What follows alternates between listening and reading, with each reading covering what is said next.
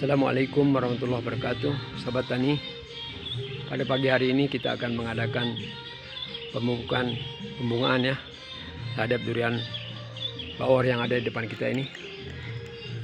Kita sudah siapkan pupuk NPK 92525 ya, plus TE. Jadi ini ada juga magnesiumnya 5%, sulfur 8%, kalsium 3%, dan boron 1%. Ini produksi dari Soil Ferti Agriculture ya, bukan Maroke dan bukan Pak Tani. Bentuknya juga pupuk nih lembut ya, kayak gula pasir, kayak urea ini, kayak Jet A, bukan granulan kayak NPK profesional Maroke. Ya sahabat tani, sebelum mengadakan pemupukan generatif atau pemupukan pembungaan, kita harus lihat dulu keadaan kondisi dari pohon kita ya. Jadi kita lihat pertama daun ya. Daun kita sudah tua ini ya. Jadi dalam keadaan tidak terubus ya, dorman. Terus kita lihat juga kondisi fisik daripada batang produksi dan batang pokoknya. Kita lihat kalau sudah batang pokok kita di 1 meter ya, 1 meter di atas tanah ini sudah mencapai 30 cm lingkarannya, maka ini boleh kita coba untuk memulai pupuk pembungaan. Jadi itu dia ukurannya 30 cm lingkarannya di 1 meter dari tanah ya.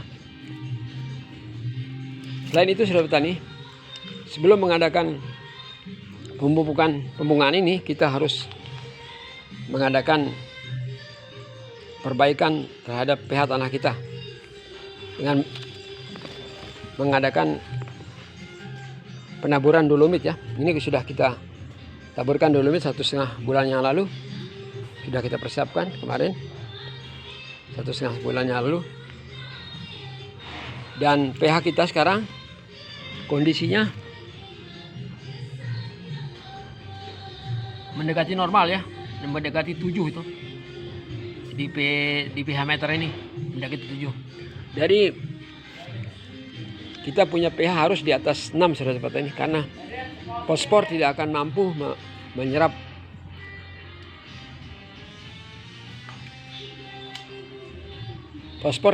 diserap dalam kondisi pH di bawah 6. Karena apa saudara petani? Karena pH di bawah 6 itu masam. Jadi karena dia masam, maka akar tidak akan mampu menyerap unsur hara fosfor ini. Oleh karena itu kita perlu punya pH itu di atas 6 ya. Sudah kita perlihatkan tadi pH kita mendekati 7 ya. Dan hal yang lain yang perlu kita perhatikan sebelum pembukaan pembungaan saudara tani, kita harus mengadakan pruning. Nah ini seminggu yang lalu sudah kita mengadakan pruning. Kita lihat matahari, sinar matahari masuk ke dalamnya. Ada hubungannya juga dengan stressing nanti ini saudara petani. Kita lihat kita punya batang produksi kokoh ya. Jadi pruning ini ada hubungannya dengan stressing nanti. Kita juga mengharapkan adanya panas ya 10 atau 15 hari ke depan dalam bulan Februari ini, karena kita perlu stressing di samping penaburan pupuk. Kita perlu panas selama 2 minggu paling tidak. Mudah-mudahan itu terjadi. Karena apa? Stressing atau panas ini akan menyebabkan penekanan terhadap hormon auksin. Dengan adanya stressing terhadap hormon auksin ini, maka trubus atau tunas tidak akan muncul. Justru yang akan distimulan adalah munculnya hormon pembungaan atau hormon sitokinin. Jadi hubungannya antara stressing atau panas matahari dan pruning ini adalah gampangnya masuk sinar matahari ke batang-batang pohon kita dan ke media kita ya. Jadi ada stressing di sana. Stressing itu manfaatnya seperti tadi, menekan pertumbuhan vegetatif dan mendorong pertumbuhan bunga ya atau mata ketam. Oleh sebab itu saudara petani, sebelum menaburkan pupuk ini saudara petani, kita harus persiapkan hal-hal seperti yang tadi kita ucapkan.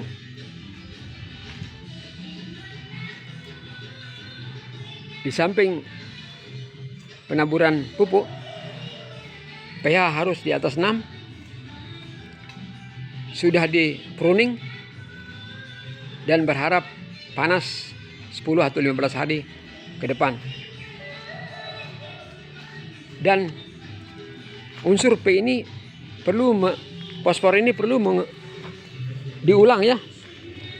Di bulan Maret nanti juga kita ulang. Karena apa? Karena unsur P ini adalah hara yang lamban dicerna oleh akar ya. Karena apa? Karena dia harus melalui proses pengurean ya. Diure jadi ion fosfat oleh organisme atau mikroba yang ada dalam tanah. Jadi tidak seperti nitrogen saudara petani. Kalau nitrogen begitu kita kocor langsung bisa diserap oleh akar. Tapi kalau fosfor ini tidak bisa. Karena dia harus diure dulu karena bentuknya yang padat sehingga harus memerlukan bantuan daripada mikroba tanah, yaitu bakteri pelarut fosfat ya. Sehingga dalam proses pelarut fosfat inilah makanya tidak semua pemupukan fosfat itu bisa dicerna oleh akar. Maksimal dicerna oleh akar itu 65%. Jadi 35% itu akan diikat dalam partikel tanah. Sehingga itulah perlunya pengulangan. Karena fosfor ini harus melalui proses pengurean oleh bakteri tanah, yaitu bakteri pelarut fosfat. Dan yang diserap itu tidak 100%, hanya 65% daripada fosfat ini yang diserap oleh akar. Sehingga itulah perlunya terjadi pengulangan. Di bulan berikutnya kita ulangi lagi seperti itu. Dan sambil kita berharap ada stressing dari panas ya. Paling tidak 2 minggu lah kita harapkan ada panas gitu, saudara petani. Jadi itulah penjelasannya saudara petani. Sebelum kita mengadakan pemupukan menabur pupuk ini, kita perlu rincian seperti tadi. Ya Nani. Nah, ini sekarang kita mengadakan penaburan pupuk NPK 9225 ini sebanyak 350 gram. Jadi kita tabur aja begitu. Tabur.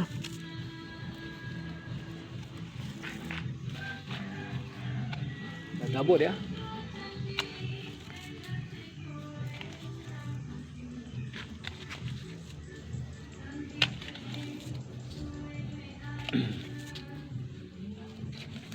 ...350 gram kita tabur.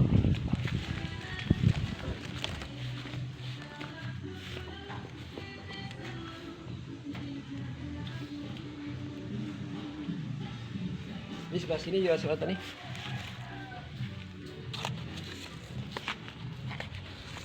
Penaburan ini seperti kita tadi bilang, kita harus ulangnya bulan Maret lagi. Karena unsur P ini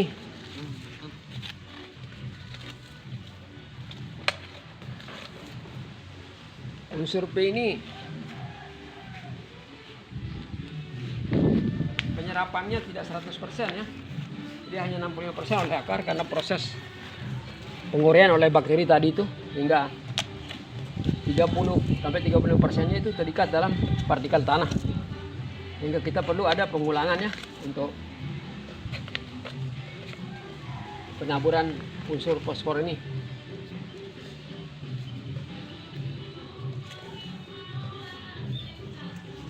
Ya, jadi sudah selesai penaburan pupuk NPK 92525. Setelah itu kita akan beri pengucuran air ya, sedikit demi sedikit.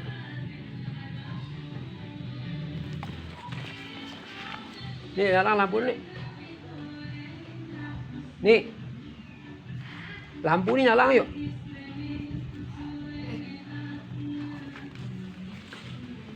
Nah, ini kita menyalakan penyiraman terhadap pupuk yang telah kita tabur tadi itu. Pupuk 92525. Tipis-tipis saja saudara ya. Jadi pengulangan ini kita lakukan lagi bulan Maret ya. Dan sambil berharap kita ada panas selama 2 minggu ya. Karena dengan stressing ini sangat membantu untuk memunculkan hormon sitokinin. Hormon sitokinin